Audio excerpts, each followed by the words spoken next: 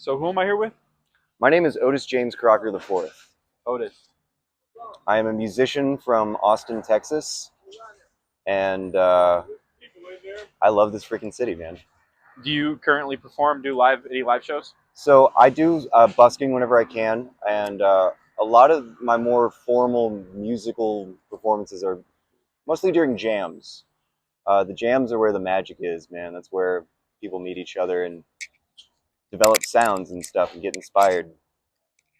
Crazy how like these strangers are walking down the street and they could be having a bad day and you can vibrate the air just right and change their whole fucking life.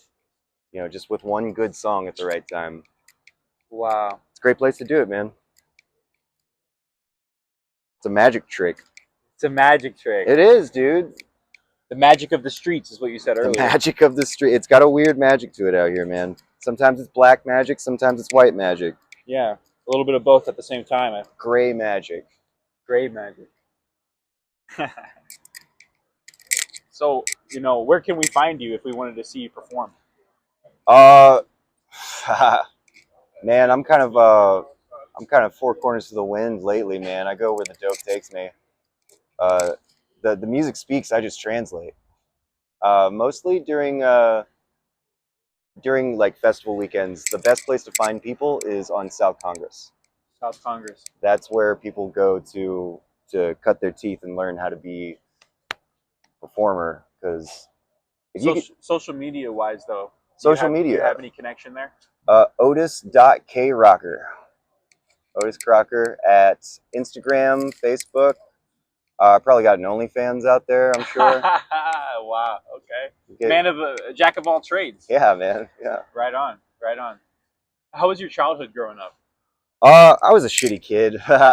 So I had a big family, but they had this whole life going on, and I was born pretty late.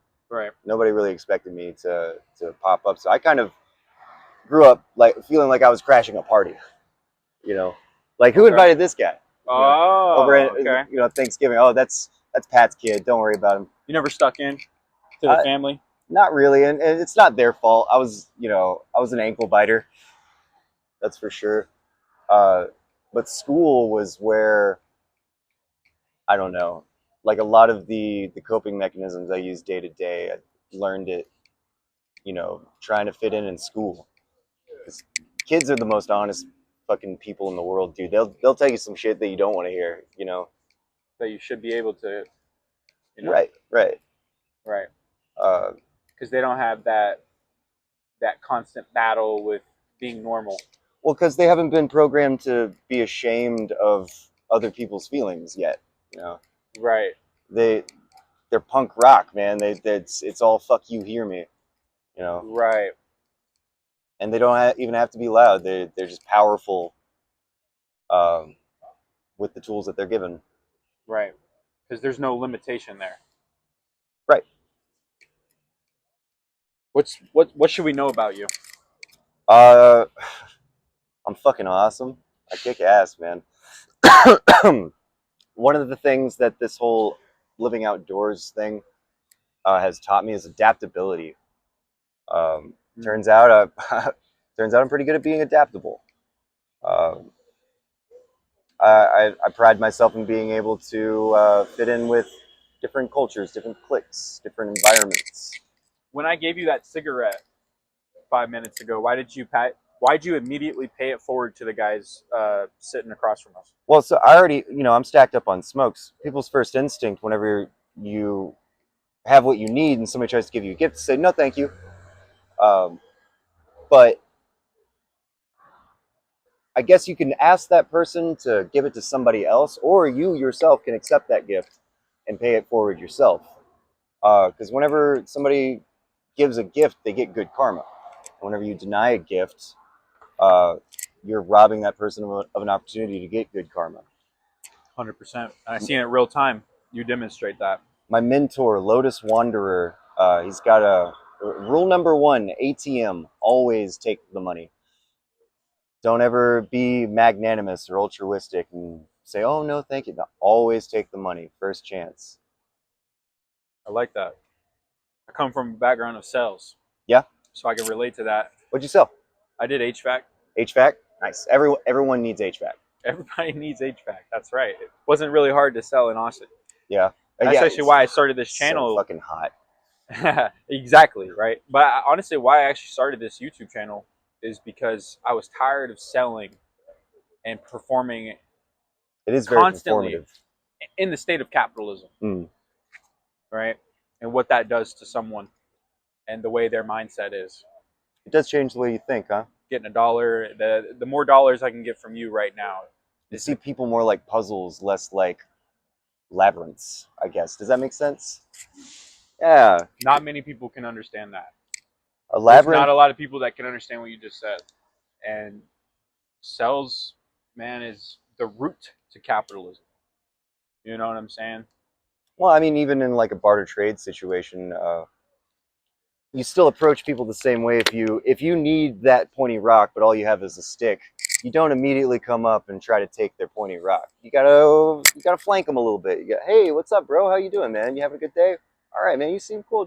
Hey, what's up with that rock, man? I need a rock just like that. Right. You know? Constant battle psychology. Mm-hmm. Constant. Man, you seem pretty intelligent. How'd you end up on the streets? Was it Drugs, man. Don't do drugs. It's awesome. You'll ruin your life. It's sometimes doing drugs feels better than being responsible, and that's how they get you. What was your DOC? I'd rather keep that private.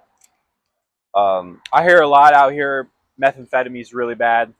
There's a lot of that around. K2. Honestly, I haven't spoken to many fentanyl people.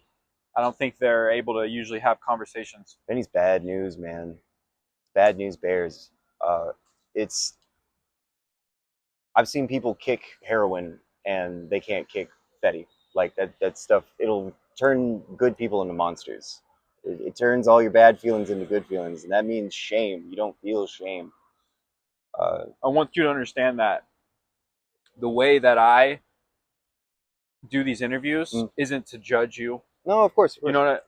I want you to understand that I want to be able to connect your experiences and your existence better with the outside world, because I believe that this community, there's 27,000 documented homeless people in Austin. Mm-hmm. I believe that there's a culture. Those numbers are kind of flubbed, though. You think so? Yeah, there's some light racketeering happening. I'd rather not talk about it. Oh, I hear you.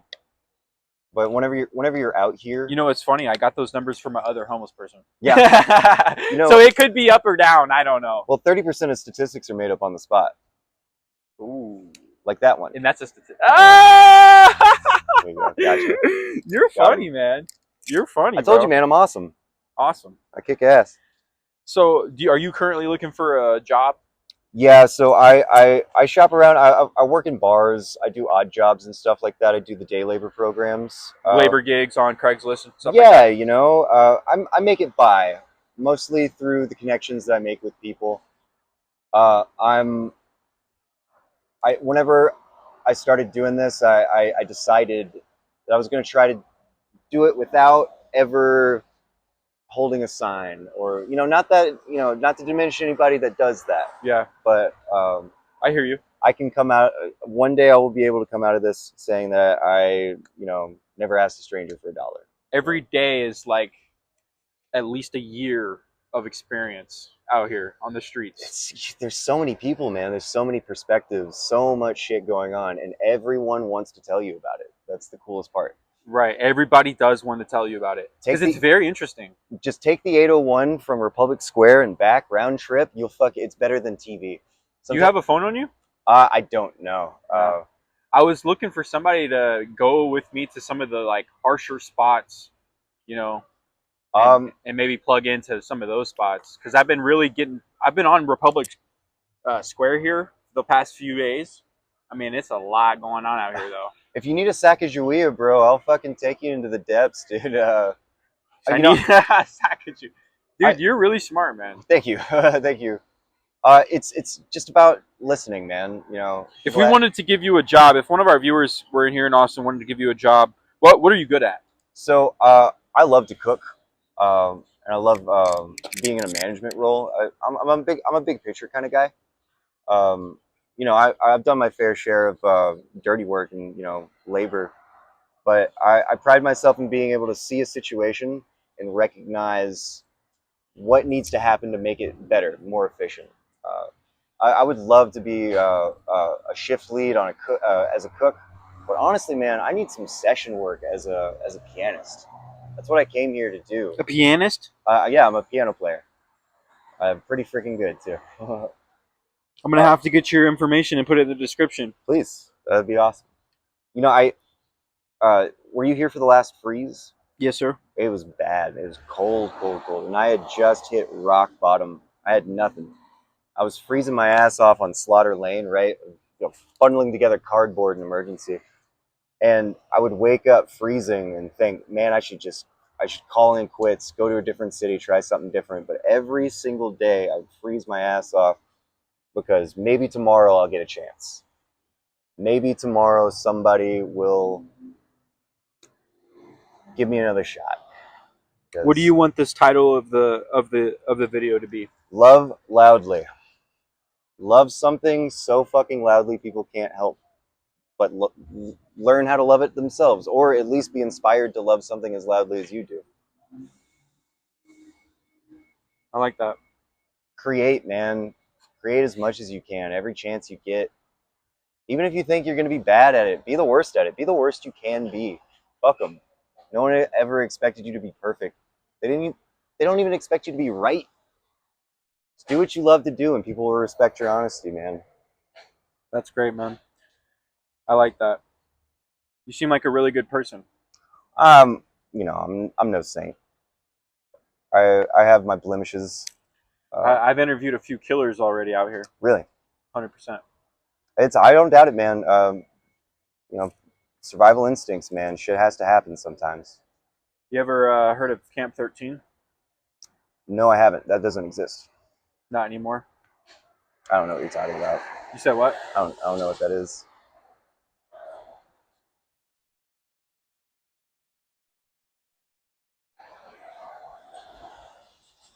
I've interviewed a few people out here, and I actually interviewed a guy named Lynn. Lynn? Lynn, and he said he started Camp 13. Yeah. Yeah, I actually don't know anything about it. There are some wild civilizations that pop up around here, though, because you know it's survival instinct, man. You're out there, you group together, share resources. Right. There's giant tent city out on No Macabre. shot. Hold up. Let me get this under here.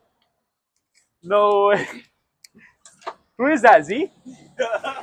Yo, bro. No, I gotta get this on camera. Yo, my boy found me downtown. My boy Dante. And Zoe on the beat too. Yo. Look at him. You gonna be on my YouTube video. Hey, we're doing an interview right now, man. It's good seeing you out here, bro. Okay. God bless you, Dante. One of my homies, bro. We grew up together. Really cool dude, man. No way. Yeah, it's like a childhood friend. We grew up together. That's wild. Enjoy, Sean. Isn't it crazy how like the people in your life like adhere to you? Like, doesn't matter how long it's been. Eventually, like you'll. That's a clip, though. That's a clip for sure.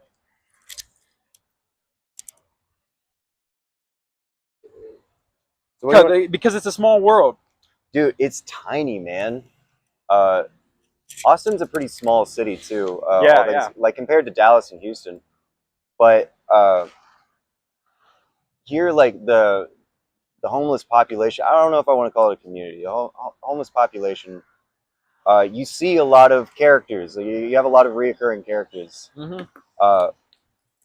Which has a downside every once in a while. There was this one guy. He was just like, man, quit following me, man. I see you everywhere. You're a fed. Quit following me. I'm like, bro, I'm just trying to do some sketchy shit too. We're gonna wind up in similar places. Like, right. We go to the same places. We do the same things. We know the same people. It sounds like we're homies, bro. Like, sounds like we're buds. Why can't they connect? Because you're out here by yourself. Well, because I very rarely find homeless people by themselves.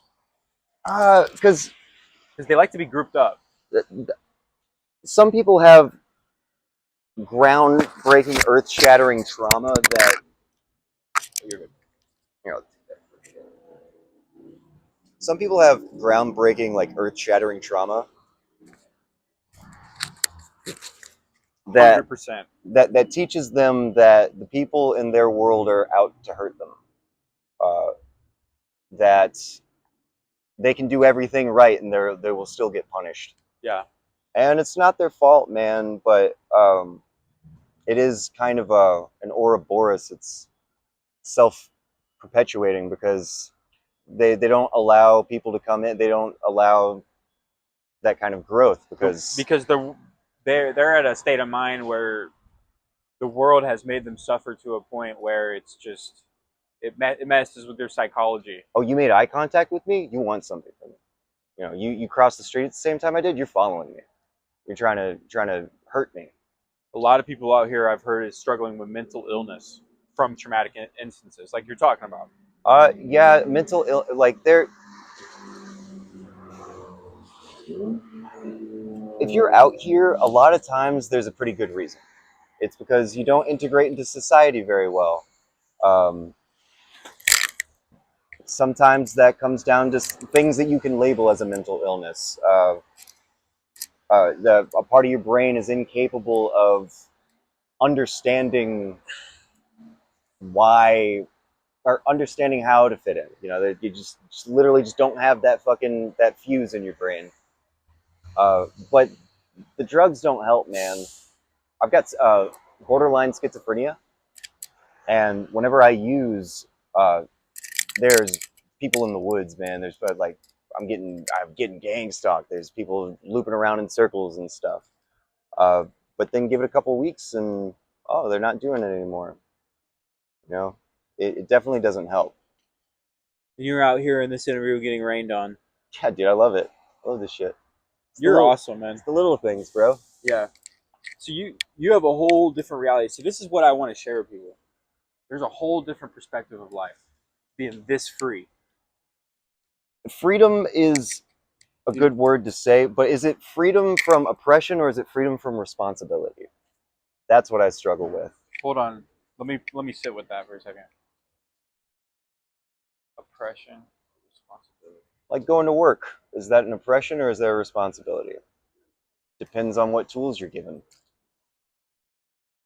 I would say it's the perspective if it's your meaning. Hmm. There's a difference between activity and purpose. Well, one good thing about being homeless is that you have a lot more justified opportunities to commit crimes, and crimes are fun and cool, like trespassing or petty theft and stuff like that. Right. I got shacked up with a buddy of mine for a couple of weeks, and I still had that. I still wanted to go on a 4-hour walk and go trespass on municipal property just to see what's in there. It's a lot harder to do whenever you're a functional member of society. Right. This is all society. We're all societal. But you know what I want to do, man? What do you want to do? I want to interview again in the next couple months. Dude, absolutely. I'll still have a bunch of bullshit to fucking ramble on about. So if I see you out here again, let's get a couple clips. Yeah, dude, absolutely. Because you're a really interesting dude, man. Thanks, man. And I would know, back to kind of what we were talking about earlier, I'd love to really get into the deep truth of this homelessness out here.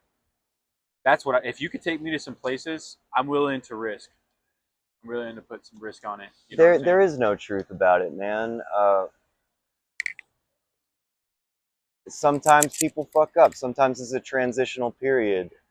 All I know is that as soon as you don't have the ability to wash your hands every day, people stop looking you in the eye. And there's a lot of like justified reasons for that. People have been taught that person's going to harm me, but there's a lot of good people out here, man, that just don't have the right tools or love the freedom. At the end of the day, if somebody asks, man, do your best to make sure they receive, because it takes a lot of fucking guts to go up and say, I need help. I'm still terrified to do it. I cannot do it. I probably would. Is your ego? I don't know if it's an ego thing. It might be a pride thing. That's ego. Yeah. It might be. I was the type of kid that like I wouldn't let people help me with their homework. You know, I wanted to figure it out myself. Yeah. Maybe I feel like I'm serving a sentence for like the shitty person I've been in the past. Do you like suffering? For the, for the purposes of art, yeah. To have for the purposes of perspective. It's the blues, man. Home of the blues, dude. I love it out here. For the purpose of discovery. Discovery. Perspective, man. It's just everybody chooses their own suffering.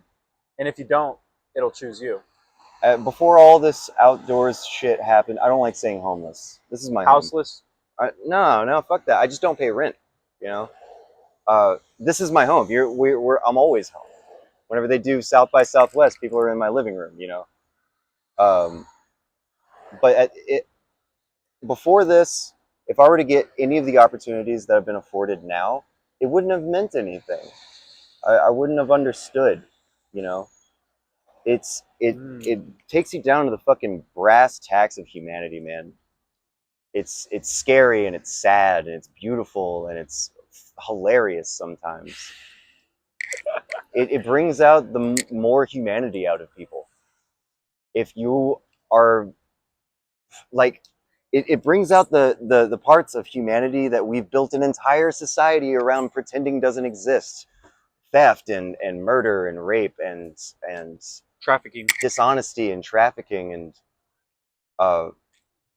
if you are the type of person to do that, you can hide it in society, but you can't hide it out here. It's gonna. If you are a bad person, It's gonna come out. It's gonna come out.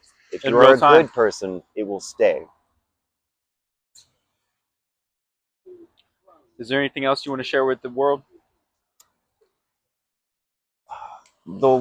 The road that we walk is winding and full of impossible decisions, but it is never too late to create or become a part of something bigger than the sum of your parts. You always remember the destination, or you always remember the journey more fondly than the destination. Slow down, take your time. It'll be worth it. You don't have to be a skilled craftsman to be an artist. Just love something as loudly as possible and people will respect your honesty. Man, I appreciate you taking the time, man. Thanks, bro.